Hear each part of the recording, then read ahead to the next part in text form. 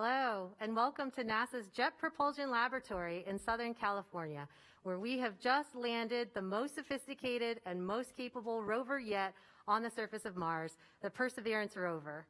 I'm Jari Cook of JPL's Digital News and Media Office, and I'll be your host today as we gather reactions from our key players from the landing and also give a glimpse of what's to come. So because of the coronavirus pandemic, everything's going to look a little different today. We have our masks on and the layout is a little different, but I want to introduce our speakers to you. So standing on the floor of Von Karman Auditorium, we have Steve Jurasik, NASA's acting administrator. We also have Mike Watkins, the director of JPL. And then we also have John McNamee, Perseverance's project manager. Up on the stage, we have Thomas Zurbuchen, NASA's Associate Administrator for the Science Mission Directorate. We have Lori Glaze, NASA's Planetary Science Director. We have Matt Wallace, the Perseverance Deputy Project Manager. And Al Chen, Entry, Descent, and Landing Lead.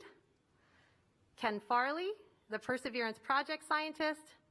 And then coming from our surface operations area, we have Jennifer Trosper, Deputy Project Manager.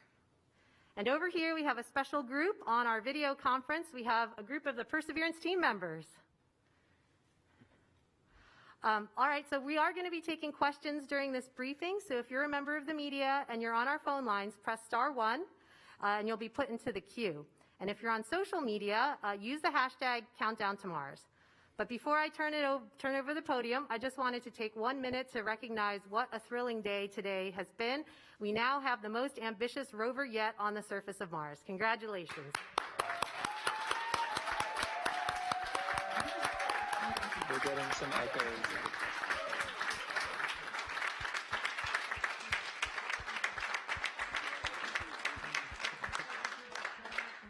All right, I'm going to turn the podium over to Steve Jurasik.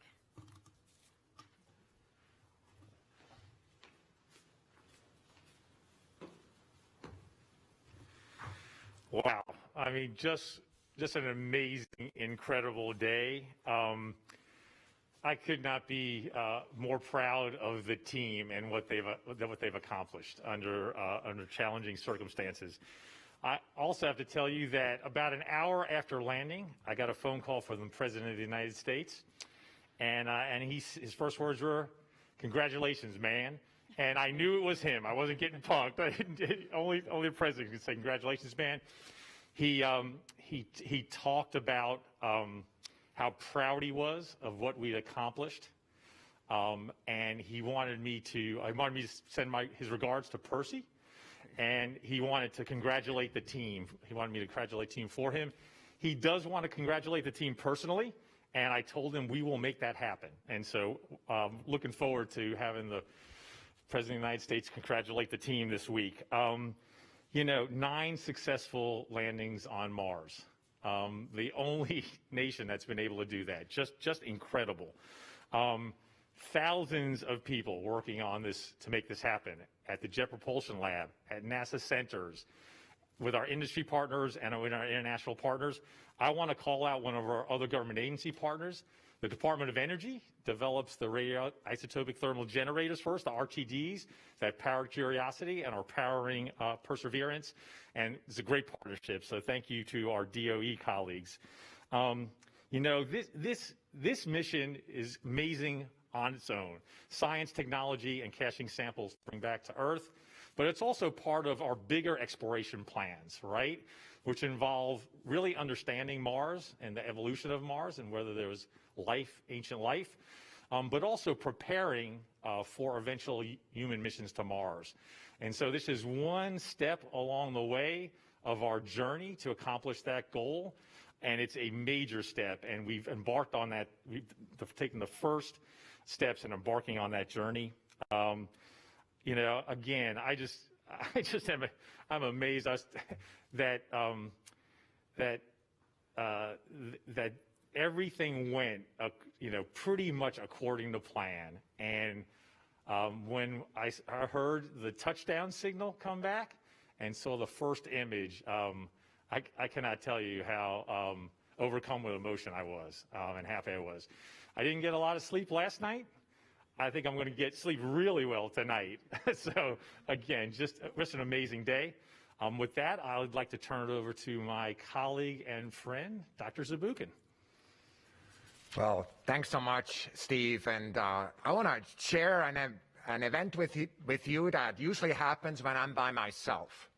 And what you should know is that every time we do a launch or we do a landing, we get two plans. One plan is the one we want to do, and then there's that second plan, which is right here. That's the contingency plan. Here's for the contingency plan. Yeah. All right.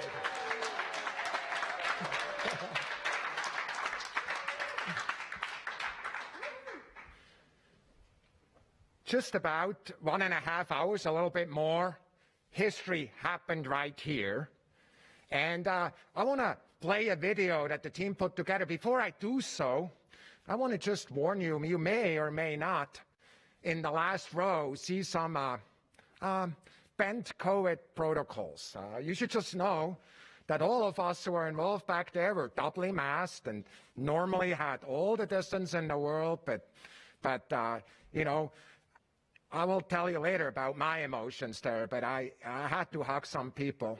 Sorry for that, Steve and everybody, but roll the video, please. Let's lift back that moment we had. Go ahead. We are starting the straighten up and fly right maneuver in preparation for parachute deploy. Yes. The navigation has confirmed that the parachute has deployed, and we are seeing significant deceleration. Skycam maneuver has started. About 20 meters off the surface. We're getting signals from MRO. Touchdown confirmed. Perseverance safely on the surface of Mars, ready to begin seeking the sands of past life. Looks like we're getting the first image.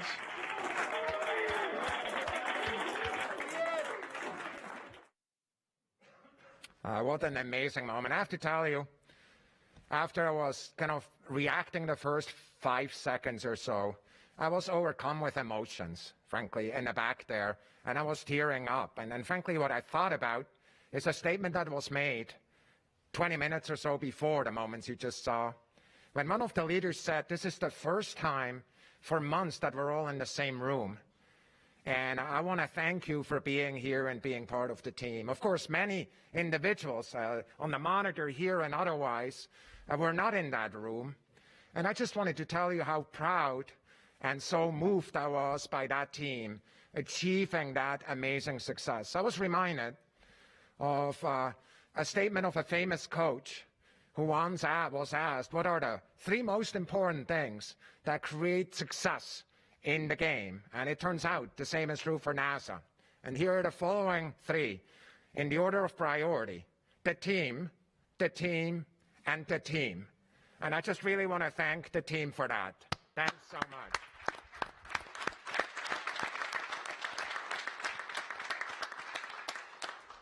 Of course, for me, this is not an end, but a beginning. Now the amazing science starts, you know, and I'm so looking forward to the science that's come there. Every yard on the surface of Mars is a yard of Mars sample return to go collect these precious samples and bring them back to Earth. And of course, you should know that one of the first texts I got from the international community was from my friend David Parker, my colleague over in ESA, who sent his congratulations. I just want to tell him back how excited we are to continue to work with them on this amazing joint mission, this international history-making mission that we're now endeavoring, of course, with Perseverance right there. But as we're already starting to develop some of the team members moving over towards Mars sample return, and many concrete steps are also happening, of course, towards another horizon goal, which is human exploration of Mars as well. You know, I always think of it as like there's a whole bucket of miracles you need to achieve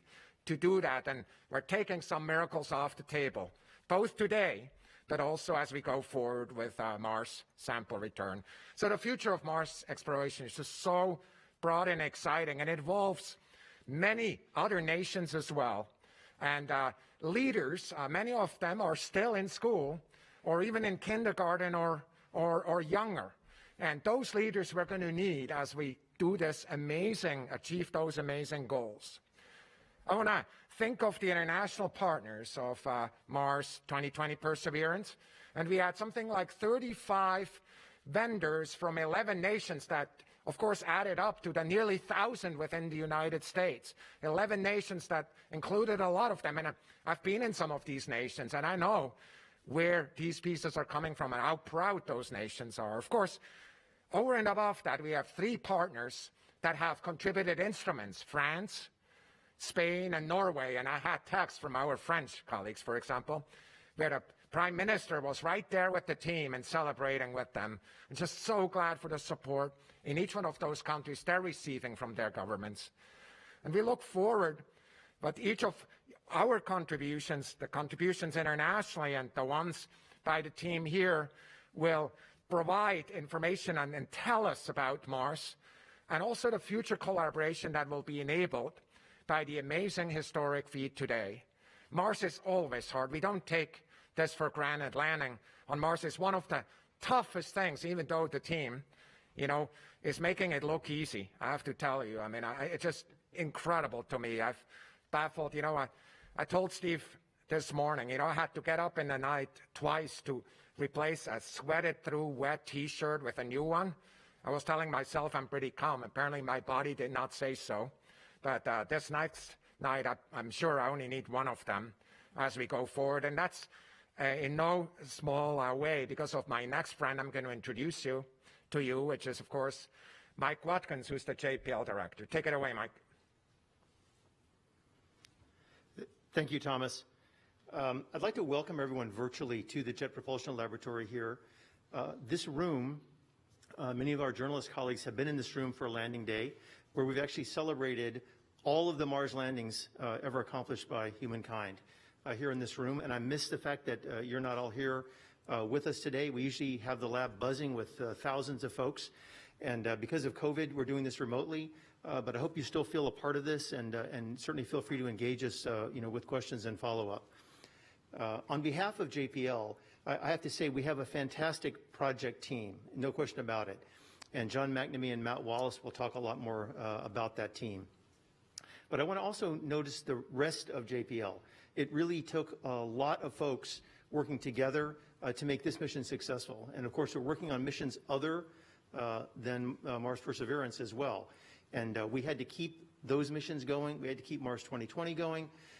We had to use our CIO office to make sure we could all work in a virtual sense, work remotely.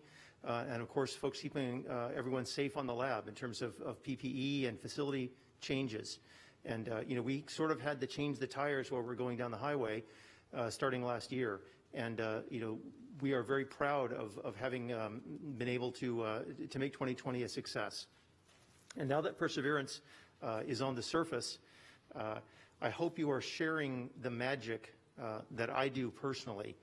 These first few days on Mars, I always think in some sense are the most magical. All of the great panoramas and the color photos and great science and our sample acquisition and the helicopter flight, you will follow along with those and see them in the coming months. But there is something special about the first few days, because we have just landed a representative of the planet Earth on a place on Mars that no one has ever been to. No one has ever seen it except from orbital imagery from a few hundred miles up above Mars. And I believe that that magical sense that we bring is a lot of the reason that JPL exists and NASA exists. And I and everyone at the lab is very proud to be part of that. And now to talk more about what we expect to do with this mission on the surface, now that we are safely down, I'd like to turn it over to my colleague, Dr. Lori Glaze, the head of the Planetary Science Division at NASA headquarters. Thank you. Thanks so much, Mike. Really appreciate it. Yeah, I mean, wow, right? There's just so much excitement and emotion here today. And I, of course, have to extend my thanks as well to the entire team who really had to work under adverse conditions over the last year, but have worked hard for the 6 years prior to that as well, and probably even before that, leading up to the beginning of when the project got kicked off.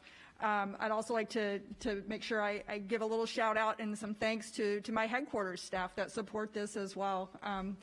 You know, we all work together. It's all one big team. And I wanted to tell the folks here, the Mars 2020 team, that it was just such an honor to be here and be allowed to sit in the control room with you guys. Y'all are incredible. You're amazing.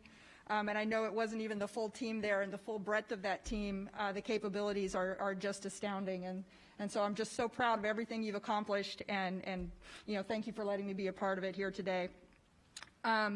It is really, truly exciting. You know, now that we're on the ground, now the fun really starts. And I loved, you know, you're going to hear from Ken in a little bit. We were talking to him right after landing, and you know, the science team's already getting started. They're already working. You know, Ken's in there looking at the pictures, the first two that we got down, and he's already, you know, looking at them and trying to figure out, you know, what we're going to do and where we are. So fantastic. I can't wait to get all the instruments turned on over the next several days and weeks, and start collecting data. And in particular, over the next few days, as we're getting down all of the imaging and the microphone data that were taken during the descent, you know, I think it's going to take us all along on that descent. We're all going to get to experience just exactly what that was like. This will be the first time we've ever had that opportunity to not just look at the data that came back and said, yes, the parachute deployed, and yes, you know, the sky crane operated correctly. We're going to get to see it and live it and participate, every one of us, on that way down. It's going to be amazing. So really, really looking forward to that. I'd also like to, in my time here, give a shout out to the more than 1 million students that joined in for the Mars Student Challenge, and I want to thank you all for. Can we all thank the students that participated? Fantastic. We're just so excited that so many young people around the country and around the world have gotten engaged with this mission. It's incredibly inspiring. And as Thomas said, it's your generation that's going to take us forward. It's your generation that's going to be analyzing these samples when they come back to Earth. And we're just so happy to have so much interaction with the students, and the Mars Challenge, the Student Challenge, is still up there, and folks can still sign up and still participate in that activity. So just continue to participate. So with that, I am going to pass things over to John. Thank you so much, John McNamee, who is our project manager, and congratulations, John. Thank you so much. Thank you, Lori. So I woke up this morning. Unlike Thomas and Steve, I slept like a baby, and I'll tell you why in a minute. Got a little exercise, had a little breakfast, landed on Mars. So all in all, pretty good day so far. And the reason I slept so well is I probably closer knowledge than Thomas and Steve and Lori of the quality of the team that was brought to bear on this very, very difficult endeavor. And I'm talking about the very much extended team that doesn't just include JPL. We got tremendous support from NASA headquarters, from JPL management, the technical establishment that exists here at JPL in the technical divisions, but also in industry, the other NASA centers that were brought to bear on this project, our international partners, and a wealth of contractors that contributed greatly to the success of this mission. So we all celebrated together for sure. It was a very difficult task that we asked people to do. They delivered, they tested, and we landed. And now we have turned it over to the operations team. You'll hear from Jennifer Trosper here in a minute, and the science team. You'll hear from Ken Farley in a minute. And they have now they have a job to do. I mean, a real job to do now that we put this down on the surface. I know that the surface team and the science team were anxious for us to get there. And then as we started to get there, they go, oh my God, they're actually going to get there. And we need to finish doing what we need to do to operate this rover. Well, they did that, and they'll start doing, in fact, they're doing it as we speak right now. So anyway, thanks to all who contributed. I would argue that if you looked up Perseverance in the dictionary, you should see the faces of all of these people that are on the screen here and all of the people on this panel. So thank you very much. I'm going to turn it over to my partner in crime and the person I called the conscience of the project, essentially from the get-go, Matt Wallace. Thank you very much, John, and thank you for your leadership. It's been a pleasure working with you the last 8 years, I have to say. You know, you just got a chance to watch this team do one of the hardest things we do in our business, which is to land a spacecraft on the planet Mars. You know, we arrived at Mars moving at about 12,000 miles an hour, roughly. And just 7 short minutes, we had to slow down and gently put Perseverance down in Jezero crater. And the system just performed flawlessly. You know, get through 10 or 12 Gs of deceleration, a supersonic parachute deployment. You know, 8 big main engines had to fire. Our terrain relative navigation hazard avoidance system had to perform the way it was designed. And you know, it's never easy. These things are so complicated. We were running a couple million lines of flight software code. I think we had something on the order of 30,000 parameters to set and get them all right. You know, it's just a difficult thing to do, and it's a real, very gratifying and quite a relief to be through it, I have to say. And the good news is, I think the spacecraft is in great shape. We got through EDL very well. Al Chan will give you a little more information about that. We did transition into our surface mode as we expected to, and so we're doing well. We do have a couple images. I'm going to pop these up, I think, on the screen. If you can bring up our HazCam imagery. These are engineering camera images that are taken out the front of the vehicle and the rear of the vehicle when we land. And that's Jezero crater right there. And you can see the shadow of the vehicle, and you can look out into the horizon. And that is just a great thing to see for the team. So, so the next thing we're going to do here is something we've never tried before, in addition to landing at Jezero crater. We have never tried to bring the team into our press conference here, and we want to try to do that. So, are you guys ready out there? The comms team ready? You guys ready to try this? Okay, I think I'm getting some nods up and down. All right, here we go. We're going to try to switch over and introduce you to the Mars 2020 Perseverance team. Here you go. Congratulations, team. Hey. Ready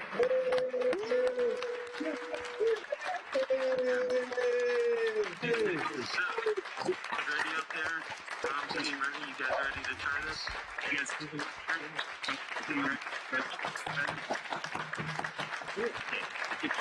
Yeah.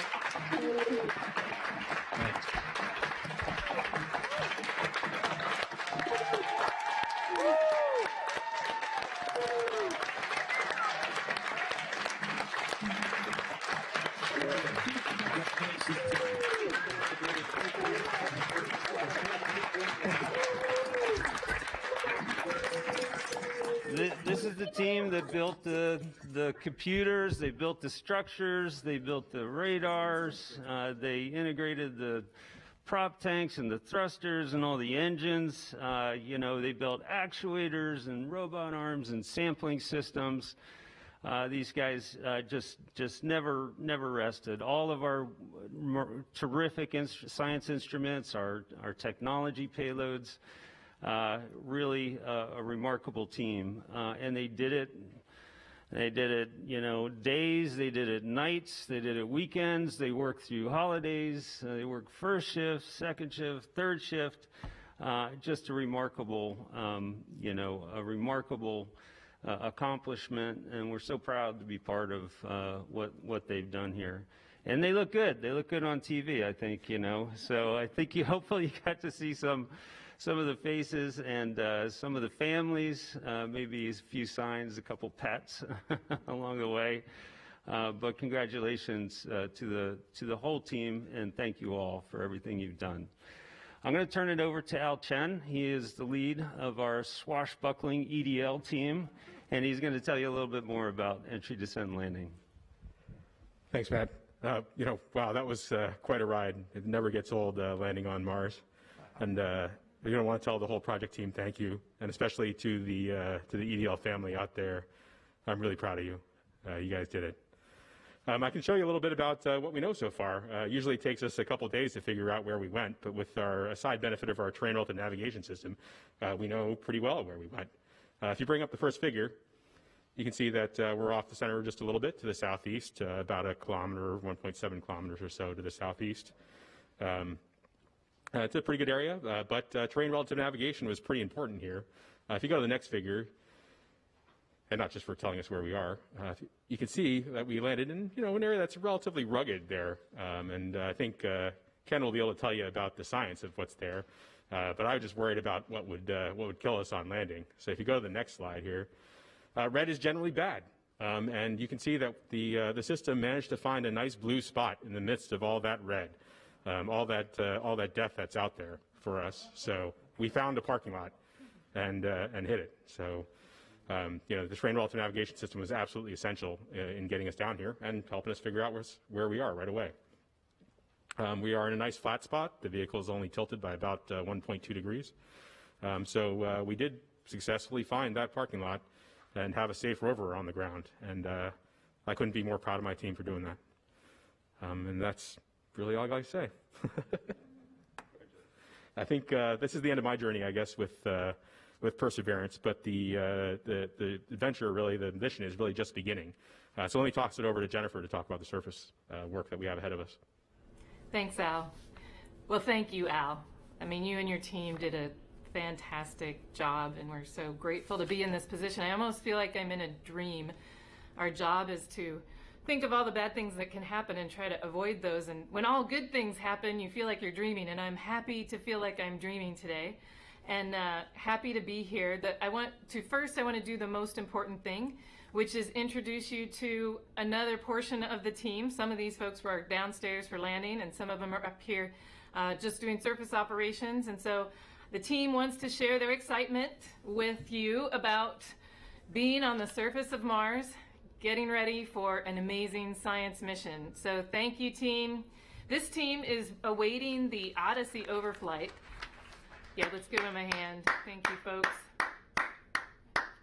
So this team is awaiting the Odyssey overflight, which will happen about 4:30 p.m. It's a very small data volume, so we won't get very much information.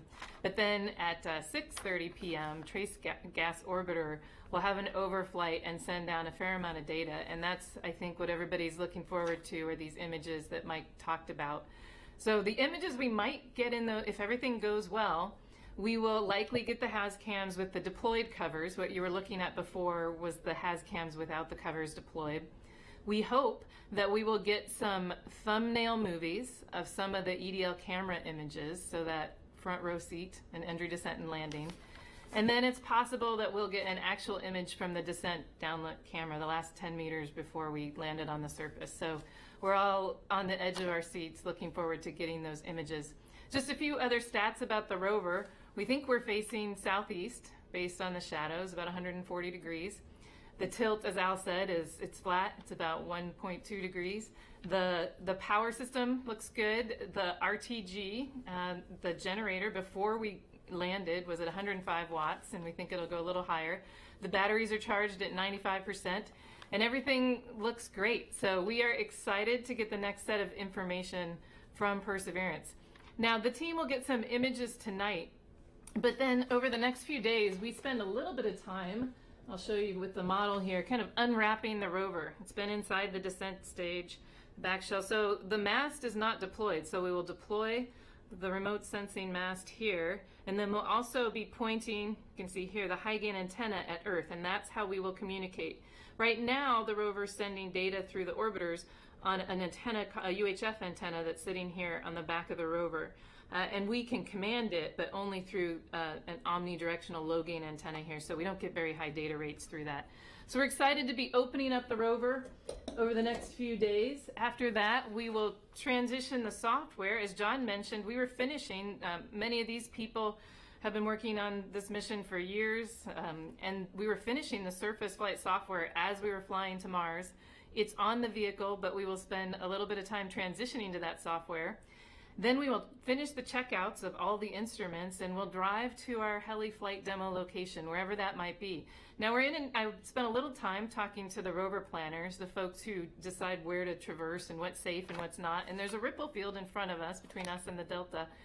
So we might be doing some driving around the ripple field. We don't like sand ripples that much, but we're going to spend some time and figure out what the traverse places are and where the helicopter demo flight should be. So that's what we're working on. In summary, I would like to say, you know, as I step back, it's great to be able to share this success. I'm so happy for the team who has worked so hard. This is an incredible team, and they have just pushed through so many challenges. But we're also very excited to be able to share this success with everybody who is cheering for us, everybody who is watching.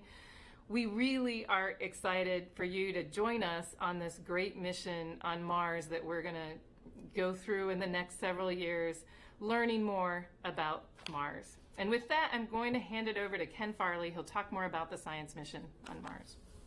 Hi, thanks, Jennifer. I would follow on what Steve Jerzyk said. I would say, wow, we have a science mission. It has been a long road to get here.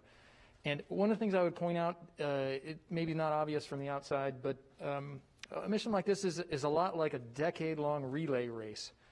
There was the whole first stage where the whole spacecraft was designed and built, and literally, as the pandemic was closing in, was raced off to the Cape to make the launch. The second leg was to get through space and arrive successfully, as we have just done. And the third leg is the one that we are about to embark on. That's the science mission.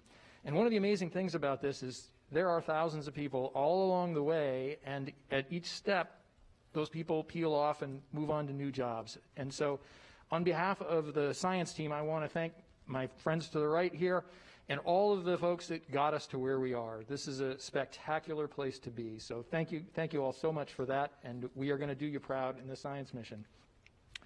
I want to start off just saying a few words about where we are and what we know so far.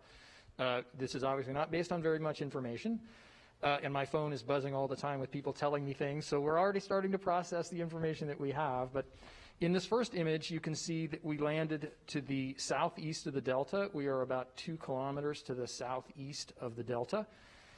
And we are actually right on the boundary between 2 different geologic units. There's the kind of smooth area that we landed on. We call that the mafic floor unit. And then there's the rough area. This is actually where the dunes are. And that's the olivine-bearing unit. And this is a great place to be because one of the things that scientists love to do is look to see how 2 different geologic units come together. It tells you a lot about the geologic history. So we're really excited to get going on this. And if I could have the next image. So these images, I hope everybody understands that these are actually taken in only one of the color bands. This is just in the red color band. And they are actually taken through the protective lens cap that is on the camera. So these are just amazing things that we got back in the first few seconds after we landed. But we can already see some important things. There are rocks in this field of view. We don't know exactly how big they are, but they might be about 10 centimeters would be a reasonable guess. So those are going to be very interesting. They will undoubtedly be some of the first objects that we explore once the kind of shakedown phase of the early rover operations completes. And also in the background, we believe that we can see the Delta. There are features in the back that look like the cliffs of the Delta. And so when we get those additional images back that Jennifer was mentioning, we should know a lot more about that. And then we can also see some sand dunes in there. And actually, in something of a relief, our imaging scientist told me when I went and talked to him about this image, I asked him what he saw, and he said, looks like Mars. So I'm glad we have successfully landed on Mars. So science team is really excited to get going here. We have years of scientific investigation ahead of us. And I will turn it back to Jaru for questions. Okay, thank you, Ken. We're about to start Q&A, so if you're a reporter on our phone lines, remember that you can press *1 and get into the queue. And if you're on social media and you want to ask questions, use the hashtag #CountdownToMars. So our first reporter question comes from Steve Futterman of CBS News. Go ahead, Steve. And congratulations to everyone involved in this. I'd like to focus my question to Matt Wallace and Al Chen. Obviously, we see you through the lenses of the cameras as this is happening. Could you take a step back and maybe describe for us what was going through your mind, your hearts? What were the emotions as the 7 minutes of terror were taking place and the reaction when you knew that Perseverance had safely touched down on Mars? It's hard to really describe, to be honest with you. You think you're prepared for it. It's part of our business in some ways. We're exploring, we're going places we haven't been. We know there's risk, we know there's uncertainty. I was telling somebody the other day, I don't think a single workday went by for the last 8 or 9 years where I didn't think about entry, descent, and landing. You always worry, did you make the right decision? Did you test the right things? Did you put the right people in charge? We clearly did on Perseverance, but it just, it consumes you. It becomes part of you, and in some ways, it's hard still to believe that we finished it and that we're done. It still feels a little surreal. Because it just becomes embedded in the way you think. You have to be constantly terrified of it. You have to respect it. At the same time, you have to somehow believe that you can do it, or else you'd never try to put a car on the surface of Mars, right? It's crazy. And so it's part of what we do, I guess. And at some point, it becomes part of how you think. But there really is no good way to describe that moment when it's over and you hear those words, touchdown confirmed. It's just a remarkable feeling of pride in the team, relief, and really joy thinking forward to this remarkable surface mission that we have coming up. That's the best I can do. Let me turn it over to Al. I mean, those 7 minutes are still pretty raw for me right now, but the vehicle's going on a roller coaster ride, and you are too, right? The little pieces of data come back, things seem to be working the way you want them to go. You start feeling good, and then something comes by that doesn't quite match what you thought it was going to be. Is that really right? Should I have expected that? Or something comes out of order, and your stomach drops, and then okay, the things are okay again, right? And then you pick up that next piece of information that says things are actually going okay. It's an emotional roller coaster ride all the way down that way, and you're second guessing yourself as you go, even though it's already happened. It's kind of crazy, I mean it's a feeling of being very fortunate at the end. I think for me, that I get to work at a place with people who are both great engineers and great people, and we still get to dare mighty things together. So thank you. Yeah. Great, thank you. Okay, our next caller is Marcia Dunn of the AP. Go ahead, Marcia. Yes, hi. Congratulations. For Al, all those blue dots all the red dots surrounding the little blue patch, are those mostly rocks? How close do you think you came from something that could have doomed the mission on landing? Thank you. We'll have to take a closer look at exactly what we had there. I will tell you that in general we make these maps a little scarier because we want to make sure that we find the safest spots. In fact, these maps are typically saturated at what we consider 4% hazard, so that if you came down there, I mean, some of these places are definitely problems, but and there's individual rocks that are marked there. So we're going to have to take a closer look to see how close we came. But we definitely, the system did what it was supposed to do. It found the the safest area that was available to it and went there. Great. Okay, thank you. Next call is from Paul Brinkman of UPI. Hello, yes, thanks for taking my question. I'm wondering if someone can, I realize you haven't seen the descent images yet, but to what extent do you expect any major changes in Perseverance's planned route based on those images, and about how much imagery do you think you're going to get? I mean, in terms of the number of images or video, and how much better will those be than what you have from the orbiters? I don't know if that would be for Lori or Jennifer. Go ahead, Lori. Or no, you're pointing at Jennifer. I think Jennifer would be Okay, go ahead, Jennifer. Well, why don't I can talk a little bit about the images. We think over the next few days we'll get all of the entry, descent, and landing movies down so that we can see basically that front row seat of what happened, all the different cameras, and we'll get those movies. I think as far as the where we might go once we see those, I can probably toss that over to Ken and see what he says about that. Yeah, I expect that what we will do is we will explore that contact that I mentioned between the mafic floor unit and the olivine unit.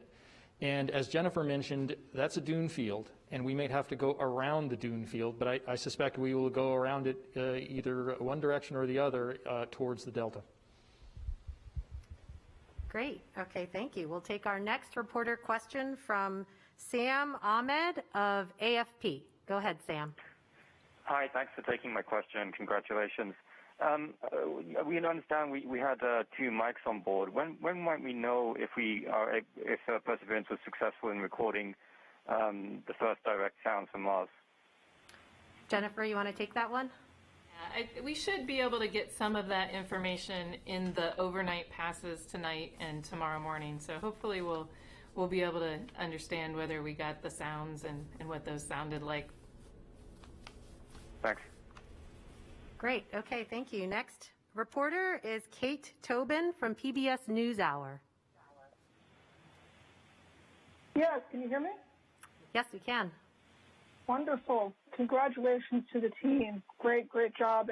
And my question follows on the last 2 about the imagery from the cameras that you've put onto the descent vehicle and on the rover itself. Can you talk a little bit? You say they're going to come down starting tonight and overnight.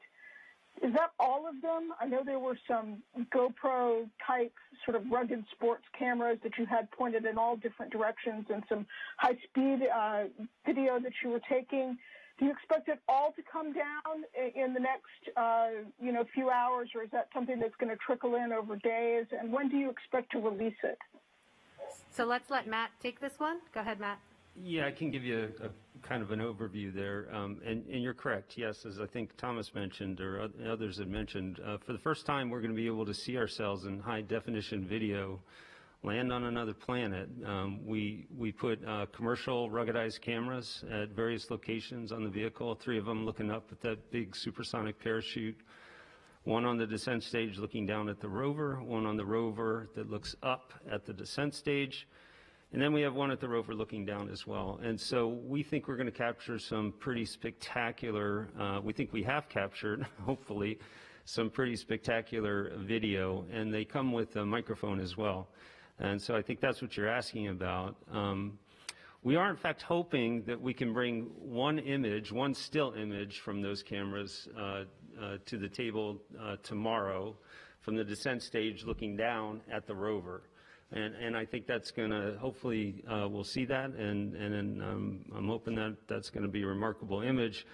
But the first video product we're going to work on over the weekend as the imagery comes down, and we're going to try to bring that to a press conference on Monday. And I think that's really going to be something to see. Yeah, it's going to be remarkable. I'm looking forward to it myself. Thank you. Thank you. Okay, our next reporter is Stephen Clark from Spaceflight Now. Go ahead, Stephen. Hi, thank you for taking my question. Just wondering if maybe Jennifer Trosberg can go through the timeline over the next couple of days in some more detail about when the lens covers are going to be opened, when the high gain antenna will have a lock on Earth, and when the mast will be, deployed, and when the first drive might be. Just walk me through that for me, please. And maybe for Dr. Zurbuchen or Dr. Glaze, the Mars sample return campaign was really hinging on the outcome of today. Just wanted to get your comments on any relief that you felt that your whole Mars sample return strategy is reality now after today's outcome. Thanks. Yeah, I'll start with what we're doing over the next several sols. This is sol 0. So right after the rover landed, it actually fired some pyros and did release our high gain antenna and also release those lens covers, which is why the images that we expect to see this evening will be without the lens covers, and those will be the HazCam images along with the other images we talked about. The first 4 or 5 sols, what we're trying to do is get the power, the thermal, and the communications, the infrastructure of the rover stabilized so that then we can go and load the software, as I mentioned. So the first thing we'll do tomorrow, we actually gyro compass today as well to see if we can understand our orientation such that tomorrow on sol 1, we can point the high gain antenna at Earth. And then if we get good pointing, then we'll start commanding the vehicle through that antenna. And that's one of the key things we're trying to do in these early days is get that communication link working. We'll also release the remote sensing mast, and then on sol 2, we'll deploy that mast. Now, while we're doing these things, which I call our critical path infrastructure things, we're also doing other health checks of other instruments. And over the course of the 3 sols or 4 sols of these early activities, we'll get all the instrument health checks done. We'll charge the rover battery. On that sol 2, once we deploy the mast, that's when we'll take those initial images with our double E cams. Their camera, their color this time. In the past, they've been black and white. We'll take those first panoramas, and then the Mastcam Z, which is also on the mast, we'll take those panoramas on sol 3, and then we'll be sending that data down along with additional data from the EDL cameras and the other data that we talked about over this week. It'll take us till about sol 4. On sol 4, we actually start to load and burn into the RCE, so our flight computers, the new software. And once we start to do that, we do about 4 days of transitioning to the new software. We do it very carefully. We toe dip. We make sure that nothing goes wrong. And at the end of that is when we start the next set of checkouts where we'll deploy the arm. We'll do our first drive about 5 meters forward and back. And then once we get that checked out is when we'll start to drive towards a heli site. We'll have figured out where we want to fly the heli. There are certain requirements of that site in terms of rock sizes and flatness, and so we're looking for that right now. That ends up being, a few weeks before we get there, but we're excited about it all. I want to quickly talk about your second question, Stephen, and that is, of course, there's a lot of friends all over the world who had a sigh of relief when everything went well with this touchdown. The Mars sample return colleagues, they're all working really hard to retire the risks of these new technologies and to bring together 2 of the most amazing missions to now bring the samples back. That's work that has started years ago, technology development and the system development here at JPL, at the European Space Agency and elsewhere. There's 2 principles we used to set the timing. The first one is we always bet on success. In our business, even if you sweat through shirt or not, like I learned about John, we bet on success because that's what we want to achieve. That's what we're planning for. The second one is to go right now and develop the Mars sample return campaign. Not only makes the surface mission more effective in that regard, but also it actually saves a lot of money because we actually can use the systems that we have now to move towards that return. And so for that reason, I think there's a lot of people being excited right now all over the world. But Lori, anything you wanted to add that I may have overlooked in this? I think you've covered that really well. The only thing I would say is that it's always nerve-wracking to as we go through the EDL for a lander or a rover, but it was doubly so this time because, as you say, the Mars sample return was also pretty, is reliant on the success of Perseverance. So, yeah, we all definitely heaved a sigh of relief in thinking forward on all the work that's to go for Mars sample return. But really, really exciting that we've now really embarked on that chapter 1 of Mars sample return for real. So it's great. Great, thank you, Lori. Okay, we're going to do a social media question. This might also actually be for Lori. Polls to do on Instagram asks, if Perseverance finds signs of past or present life, what would we do next? Oh, wow. That's a great, great question because there's still just so much to do on Mars.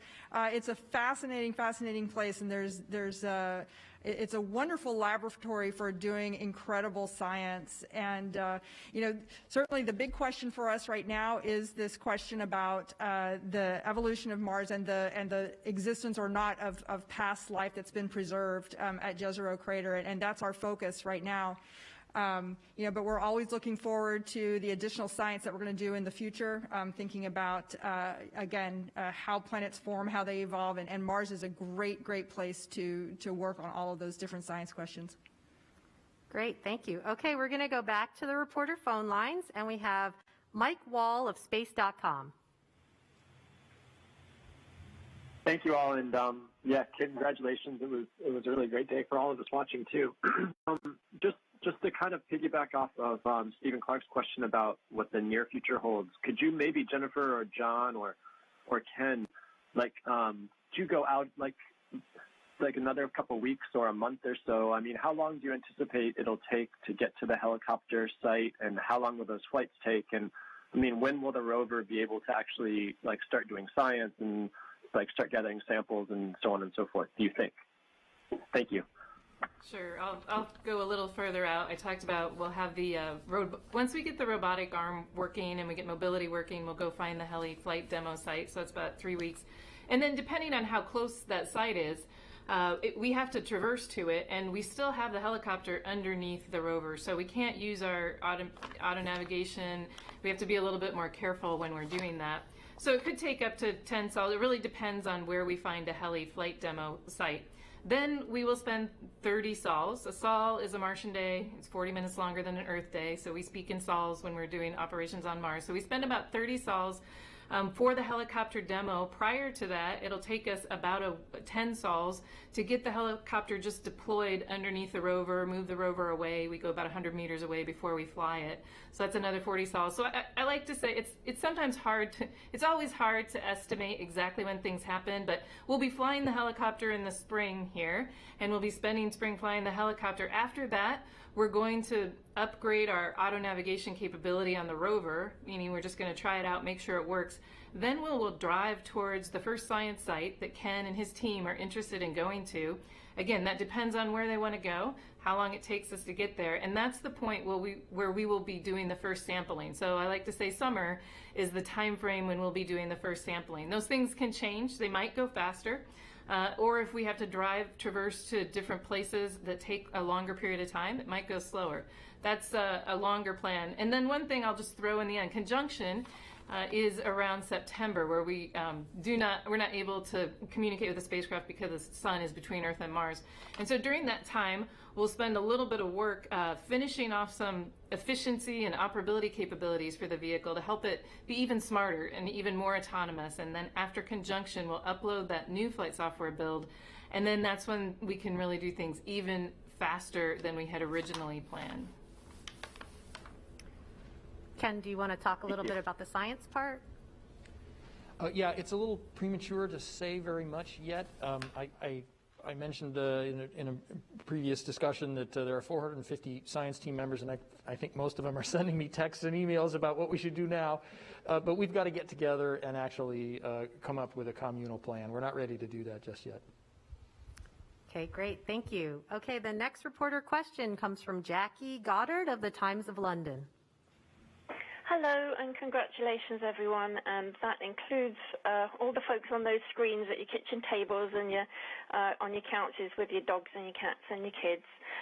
My question is, can one of you on the panel please give us some examples of the complexity of the challenges that you faced getting this mission to Mars under pandemic conditions, and to what extent will COVID continue to affect operations? For example, will the rover operations also be at their kitchen tables and sofas and pets on laps, or does that now change? Thank you. Yeah, I can start us off and say a few words. I'll let Jennifer say a bit about looking out into the future of the surface mission. You know, the pandemic struck at just about the worst time for this mission. We had just shipped the vehicle down to Kennedy Space Center. It was in pieces. We still had to put it together. It's a critical point in time for us. You can't make mistakes. There's no safety net at that point. There's no double checks. You have to do it right. We were still finishing some of the flight hardware back here at JPL. We had very little schedule margin. You know, the teams were already working multiple shifts and had already scheduled out the weekends. And you know, we had to react very quickly, and we were, normally you're just focused on trying to do the job, do it right, and get it done in time to make the planetary launch window, because if you miss it, you're going to have to wait 2 years. And suddenly, we had to start thinking primarily about how to keep the team safe and their families safe, and how to get through all these logistical challenges. You know, we were quickly trying to understand the protective equipment we had to bring in, what kind of social distancing we had to deal with, how many people could stand around the rover, and how close could they be inside a clean room, you know, what kind of protection we got from our clean room garb. We were just struggling to understand if all of our support community, the companies that just clean the garments, you know, for our clean room, or bring the nitrogen in for our thermal vacuum chambers, whether or not they were going to be there and continue to deliver the things that we needed to keep going. We had people here at JPL that had to travel to Kennedy Space Center, and we couldn't get them. We couldn't travel commercially, and so we had to ask for some help from NASA headquarters. Our friends at Armstrong gave us a jet to fly, helped us with transporting via an agency jet back and forth. We got support out of Wallops, another NASA facility, to fly some of our flight hardware there and back. So it was a very, very challenging time. And then we had to figure out how to actually launch the thing and fly it when, you know, we had all these constraints as well. We were modifying our processes and protocols in our operations facility. You know, very, very challenging. You know, and the team, I think that the team, like all of you out there, they're worried, you know, worried about their parents or grandparents, and just worried about their kids out of school, worried about taking care of, you know, kids at home and doing their work.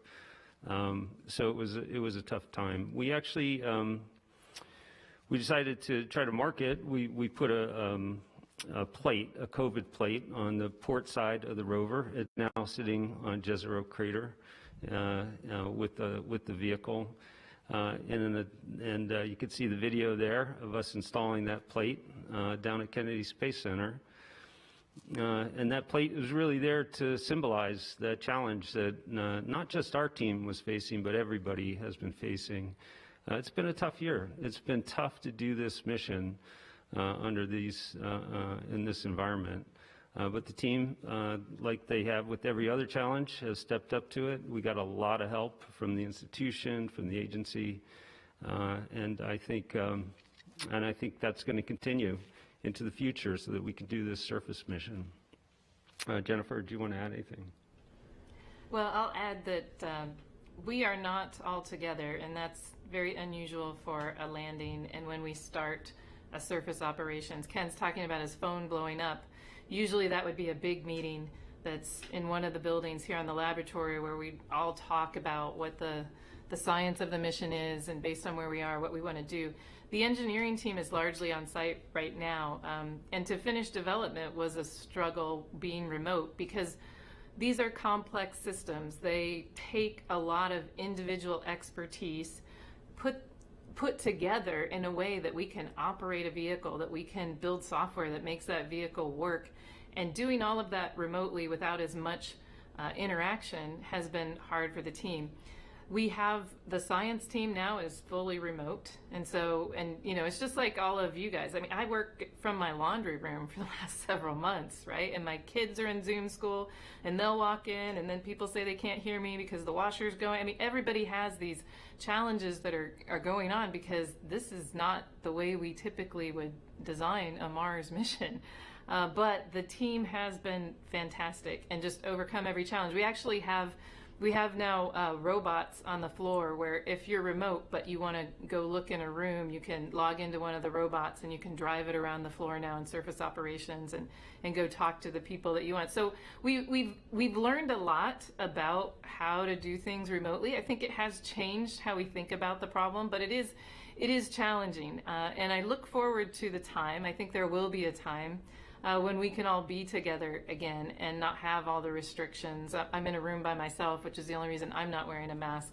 And I think that does make it, one of the things the team missed out on a little bit was just that excitement and energy that comes from being all together right before landing. And so we were together, but it was remotely. And so I think it'll be fun and great for the team to be able to get back together again when we can do that. Okay, thanks, Jennifer. Next call comes from Amina Khan of the LA Times. Hi, thank you so much for taking my call. Can you hear me? Yes. Okay, great. I had a couple of questions here. Congratulations. To jump off of that last question, I was sort of wondering if all these pandemic restrictions will be affecting how you guys deal with Mars time. Will that be affecting the Mars time experience? And also, will it be affecting the experience of the rover drivers? How will that be changing because of the pandemic? Yeah, well, the Mars time question is great. So Mars time, as you obviously know, you've asked the question, is we get up in the morning on Mars and then our clock shifts by 40 minutes every day. So when you're all here and you're together, that kind of works. But when you're sitting in your living room or, in a small room in your house, if you need to be on a telecon all night long planning the rover's sequences for the next day, that may not work out for your spouse or your family or those things. So we've had to change. In some cases, we've actually had to create remote but on-site places for people to come to. We don't want to gather too many people together. We need to have our socially distant facilities. But we have several, I would say we have a couple dozen people who are remote but still coming to lab to different areas during Mars time so that they can not interfere with their family's life, which is not on Mars time. And then as far as our rover planners, they're going to get busy. They already have some meshes where they're trying to come up with strategic traverses with the images we have. But I think it's the same for them. They have some unique equipment they need to use. So again, we've set up some different locations where they can come in and use that equipment. It doesn't have to all be. We have some over in this building, and then we've set some up in another building. So rover planners who can't be at home on Mars time can come in. So it is different, and it's different for the families, and we'll see how it works. We do have probably about 50 people in here that when they work Mars time, they're actually at the facility and on console, as you see behind me. Great. Okay, thanks, Jennifer. Okay, the next call comes from Leo Enright of Irish TV. Thanks very much, Yari. And as we say in the Irish language, Cogordas Ukri, to everybody involved, particularly the people on the Zoom screen. Many congratulations. I had a very detailed geology question ready for Ken Farley, but Jennifer Trosper mentioned a robot that they're using to communicate. I wasn't quite clear about that, so I thought I would ask about that a bit more. You said you had a robot that can move and talk to people? I'll clarify. It's a robot that you can log into and essentially drive it around, and your face will be there, and you can zoom up, or you can drive up next to somebody that you want to talk to closer than 6 feet, and then you can have a conversation with them from your...